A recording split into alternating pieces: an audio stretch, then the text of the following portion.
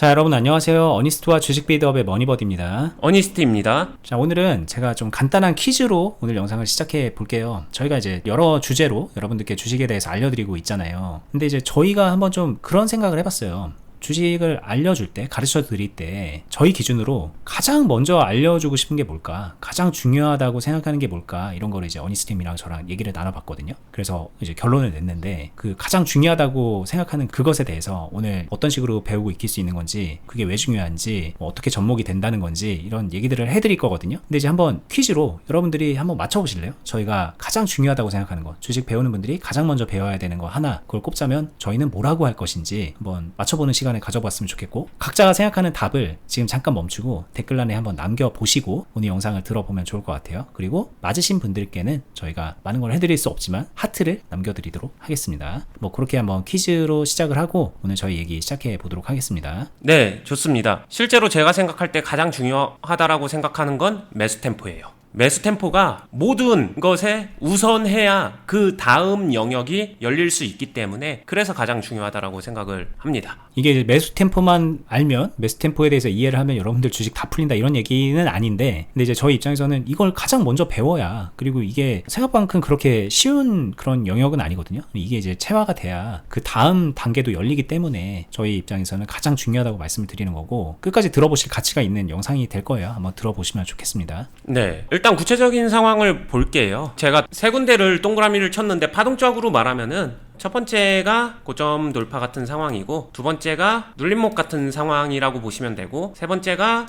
이제 하락하고 있는 상황이라고 보시면 됩니다. 각각의 상황에서 기본적으로 매수하는 스타일이 달라질 거고, 그 스타일이 달라진다는 거는 매수 템포가 달라져야 된다, 이걸 이야기하고 있는 거예요. 그래서 여기까지만 얘기 들으면은 들으시는 분들도 당연한 얘기지 이렇게 생각할 수 있는데, 여기서 어떤 부분에 가장 큰 차이가 있냐면은, 결국에는 매수 템포를 다르게 만든다라고 했었을 때 가장 중요한 부분이 이 세 가지 상황 모두 다 하락 상황이 이 파동 안에 섞여 있다라는 거예요. 이때 어떻게 할 것인가, 여기서 매수 템포 감각을 키워야 되는, 그게 진짜 중요한 거다, 이 얘기를 하고 싶은 겁니다. 이게 간단하게 그냥 이해하자면은, 고점 돌파? 그럼 매수 템포 빨리 해야지, 빨리 채워야지. 눌림목? 뭐 적당히 타이밍 보면서 뭐 저점이다 싶을 땐 좀 빨리도 들어가고, 아니다 싶을 땐 좀 천천히도 해야지. 기본적으로 이제 분할 매수라는 전제를 깔고, 뭐 하락 상황? 당연히 천천히 받아야지. 이거 뭐 다 아는 건데 뭐 이렇게 가장 중요하다고까지 얘기하지? 나는 그러면은 그 기본은 돼 있는 사람인가? 이렇게 생각하실 수도 있어요. 뭐 물론 틀린 얘기도 아닙니다. 그런데 이제 그보다 조금 더 깊이 있는 얘기를 하는 거라고 생각하시면 될 것 같고, 단순하게 이거 그냥 떨어질 땐 천천히 받고 오를 때는 빨리 채운다 이런 얘기를 하려는 게 아니니까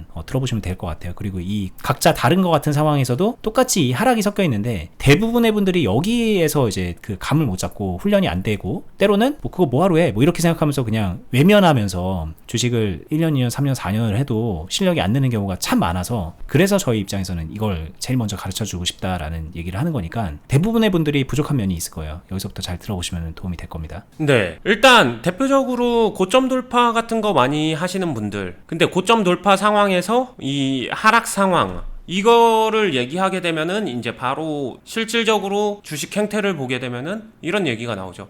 고점 돌파에서 하락 상황? 그게 무슨 말이야? 이거는 피해야지. 피하는 게 잘하는 거지. 또는 그 상황 나오면 손절해야지. 그리고 다시 해야지. 이런 식으로 치부되는 경향이 되게 많거든요. 일단 첫 번째 의구심은, 그게 피한다고 피해질 수 있을까? 그거를 가장 잘 피할 수 있는 방법은 결국에는 그걸 안 한다밖에 없는데, 그럼 그게 말이 될까? 이 부분을 한번 생각해 봤으면 좋겠어요. 그리고 눌림목이나 하락 상황, 이거는 그냥 하락을 끼고서 매매를 하는 거예요. 근데 하락을 회피하려고 하는 사람들이 이런 매매를 할 수 있을까? 여기서부터 일단 생각을 한번 맞춰봐 주시면은 얘기가 좀 더 원활하게 될 것 같습니다. 그러면은 이제 하락 상황이 어떤 상황에서도 불가피하게 나온다, 여기까지 이해를 했으면은, 그러면은 투자자라면 당연히 중요한 거는 이 하락 상황에서 내가 어떻게 할 것인가, 이거를 알아야만이 풀어낼 수 있는 거고, 그러기 위해서 할 수 있는 거는 손절이 아니라 내가 매수 템포를 조절하면서 요 파동 상황에서 어떤 템포로 맞춰 갔었을 때 내가 해당 파동을 컨트롤할 수 있는가, 그러면서 수익을 만들어낼 수 있는가, 즉 하락을 내게 기회로 만들 수 있는가, 이 모든 것들이 연결되는 거고, 이것들이 이어지게 되면은 그 다음 기법, 기술적인 거 아니면 나의 스타일 이런 거랑 다 연결된다라고 보시면 되거든요. 그래서 결국에는 각각의 파동 상황에서 하락이 나왔었을 때 어떤 템포로 어떻게 매수하는가, 이 부분이 반드시 훈련되고 반드시 그 감각을 키워놔야 되는 영역이다, 이렇게 얘기를 하고 있는 거죠.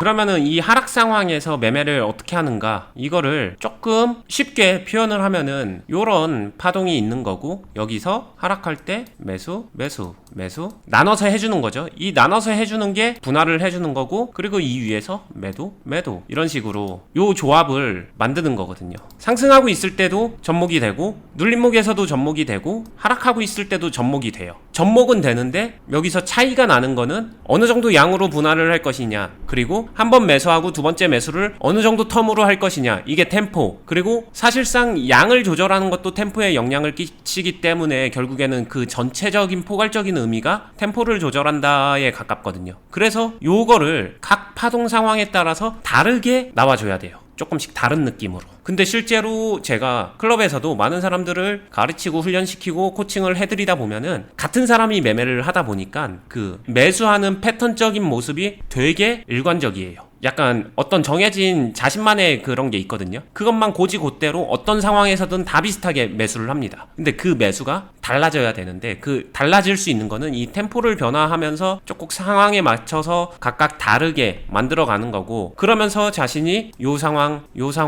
상황에서 어떤 식으로 템포를 조금씩 변화시켜 나갔었을 때 유리해지고 수익을 만들어 가는데 더 잘 만들어지는지, 이거를 경험적으로 쌓아가면서 자신만의 감각을 키워주는 훈련, 요게 되게 중요하다라고 얘기를 하는 거예요. 클럽에서 하고 있는 거는 어느 정도 가이드를 드리고 그 상태로 매매를 하면서 제가 그 매매를 한 거를 보면서 여기서 이런 부분에서 이렇게 변화를 시켜보세요. 예를 들면 눌림목 상황이면은 저렇게 변형을 시켜보세요. 하락에서 받아갈 때는 템포를 좀 더 높여서 매수량을 키워보세요, 또는 매수량을 줄여서 템포를 더 죽여보세요 등등의 추가 피드백 코칭을 해드리죠. 그러면서 그 감각을 찾아가고 균형을 잡는 방법, 그거를 익혀가는 거거든요. 그리고 그거는 결국에는 개별적으로 균형을 잡는 그 감각을 키워야 됩니다. 방법은 다 달라요. 너무 많기 때문에. 근데 반대로 말하면 너무 많기 때문에 그냥 대충 해도 되는 거 아니야 라고 생각하고 하시는 분들이 태반인 거고, 근데 실질적으로 보게 되면 그거를 정확하게 잡고 자신의 감각을 키워서 가지고 간 사람들은 매매가 완전히 달라질 수 있게 되죠. 수익 내는 게 훨씬 더 쉬워지고, 수익 내는 건 일단 당연해지기 시작하는 거예요. 그러면서 오히려 한 차원 높은 고민을 하기 시작하죠. 수익 내는 거 당연한 거지. 근데 그 수익을 어떻게 하면은 더 많이 더 높게 키워먹을 수 있을까를 고민하기 시작합니다. 실제로 저희 클럽에서도 한 2년차 되시는 분들은 그런 고민을 하기 시작해요. 그래서 여기서 이제 응용이나 다른 매매적인 것들 더 많이 생각하게 되는 거죠. 근데 처음에 계신 분들은 일단 이 매수 템포 잡는 것부터 되게 집중해서 훈련을 많이 시키거든요. 뭐 개별적인 진도 차이는 있겠지만, 그만큼 이거를 갖추고 있는 사람과 갖추고 있지 못한 사람들은 그냥 근본적으로 매매가 차이가 날 수밖에 없다, 이렇게 강조하고 싶습니다. 이거를 이제 다른 각도로 얘기를 하면은 이렇게도 이해가 될 것 같거든요. 이 지금 그려놓은 이 네모 박스 있잖아요. 이 네모 박스처럼 이렇게 하락을 하다가 올라가는 이런 파동에서, 내려가는 상황에서 템포를 잘 맞춰서 매수를 잘 하고, 올라가는 상황에서 매도를 해서 수익을 챙기는, 이거를 잘 할 수 있어야 된다라는 얘기의 다른 버전 설명인 것 같기도 해요. 근데 이게 이렇게 보면은 되게 당연해 보이고 간단해 보이지만, 사실 이걸 바라보는 사람의 생각도 다 다르긴 하거든요. 이게 떨어질 때 이걸 왜 계속 이렇게 템포를 맞춰가면서 봤지? 뭐 떨어지는 중간에 멈췄다가 나중에 한 번에 다 들어간다던가, 아니면은 손절했다가 나중에 더 저점에서 다시 매수하고서 팔 수도 있는 거고, 뭐 이런 생각도 들기도 하고, 그리고 이거를 받는다고 했는데 만약에 이렇게 쭉 떨어져서 이런 흐름이 만들어지면 그럼 뭐 어쩌라는 거지? 이게 다 적용되는 건 아닐 텐데, 무한정 받는다고 될 것도 아닐 것 같은데,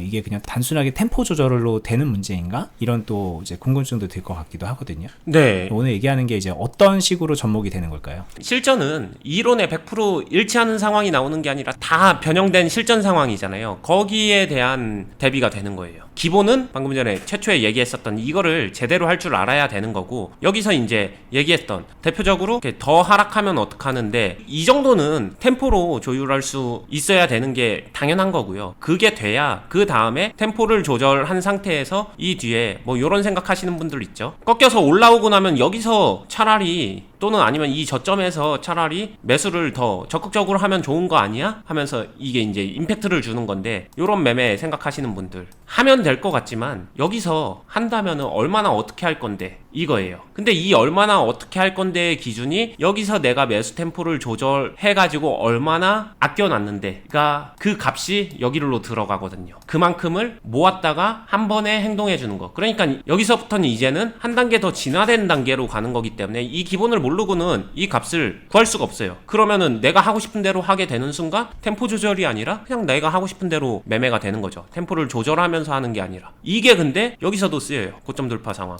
여기가 될 수 있겠네요. 매수를 하면서 매도를 하고 여기서 비중이나 이런 거 컨트롤 하게 되면은 플러스 매수도 다시 섞여줘야 되는데 여기서 얼마나 할 것이냐. 근데 여기서 행동할 때는 이렇게 받아주는 것만 해가지고 될 수는 없거든요. 상황이 달라졌으니까 조금 임팩트 있게 빠른 매수나 과감한 매수 같은 게 필요하거든요. 이런 매매를 사용하는 데가 어디예요? 고점 돌파 상황이죠. 이게 다 연결된다는. 그래서 이 기본을 토대로 각각의 상황에서 조금씩 매수 자리나 변화 아니면 매수의 양, 템포의 변화 이런 것들을 여기서 충분히 훈련을 하면서 감각을 익혀놔야 여기서도 하고 이 눌림목 상황은 둘 다거든요. 사실 눌림목 상황을 이용하는 거는 받아가는 것도 되고 전환할 때 여기서 임팩트 주는 것도 되고 이거 둘 다 스타일대로 어떻게 하느냐. 여기서는 하락할 때는 순수하게 매수만 가지고 선택을 하는 거죠. 계속 받아가 아니면은 훨씬 더 천천히 받아가 아니면은 진짜 최소한 받을 것만 받고서 마지막에 조금 더 임팩트를 주는 그런 매수로 받아가 이런 것들이 이제 다 스타일 변화. 이게 매매에 다 영향을 끼치는 요소들 이런 건데 이 모든 구분에서 뼈대는 기본적으로 정박자로 받아가면서 타이밍 나오면은 매도를 한다. 그리고 이 상황이 기본 같지만 하락이 깊어졌어요. 이렇게 한다고 했는데 내가 대세 하락을 맞아서 되게 깊어졌어요. 그럼 이 상황이 리밸런싱 상황에서도 만들 수 있어요. 내가 하락 중에 저 행동을 하게 되면은 마이너스 실현 손실을 조금 내지만 그래도 균형을 잡기 위해서 해주는 리밸런싱 매매. 거기에서도 기본적으로 저런 개념이 들어간다고 보면 되겠죠.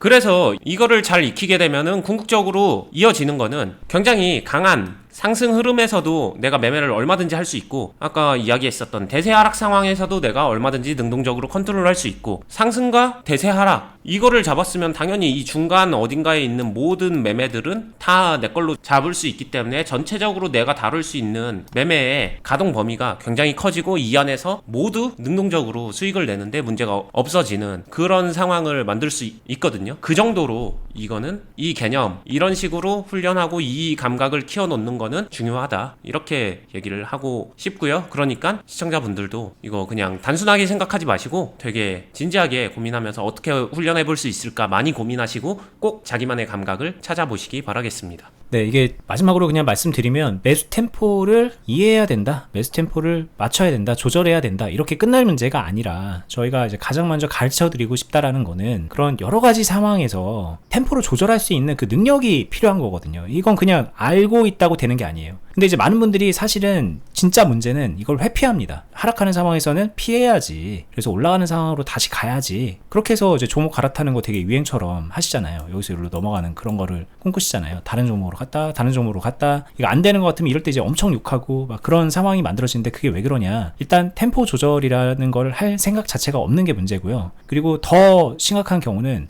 그래? 뭐 매수 템포가 중요하구나 라고 생각하고 저희 클럽에 와서 배운다고 가정을 해볼게요. 근데 와서 배우는 분들도 모두 다 이걸 통화해서 끝까지 남아서 배우는 경우도 모두가 그렇게 되는 건 아니에요. 왜냐면 중간중간 계속 더 빠른 템포로 뇌가 자꾸 그걸 찾아가니까 그렇게 되는 경우가 많은데 결국 주식으로 성공하는 분들, 롱런하고 끝까지 배우고 자산의 계층을 올려가는 분들은 오늘 얘기했던 거를 깊이 있게 이해하고 본인이 접목을 시킬 때 그럴 때 이제 기초가 잡히면서 발전할 수 있는 거더라. 그런 얘기를 좀 해드려보고 싶었던 거고 다소 좀 어렵게 들리고 이걸 뭐 나 혼자 어떻게 해 라는 생각이 들었다면은 그렇다면 제대로 들은 겁니다. 어려운 게 맞는 거고 어떻게 혼자 하지 라는 그 고민을 하라고 저희는 던져드린 거고 그 과정에서 배우고 싶은 분들은 좀 매매를 같이 따라 하면서 배우는 것도 도움이 될 거다. 이 정도까지 말씀을 드릴 수 있을 것 같아요. 그리고 이거 말고도 저희가 이제 다른 영상에서도 케이스 스터디로 되게 많이 말씀을 드렸던 내용들이 이제 포함이 되니까 다른 영상도 같이 보시면 참고가 될 것 같고요. 저희는 영상은 여기서 마무리하도록 하겠습니다. 댓글란에 보시면 저희 하고 있는 투자클럽 거기 훈련할 수 있는 공간이거든요. 그리고 실전 매매하면서 하는 곳이기 때문에 수익도 만들어가고 그런 공시니까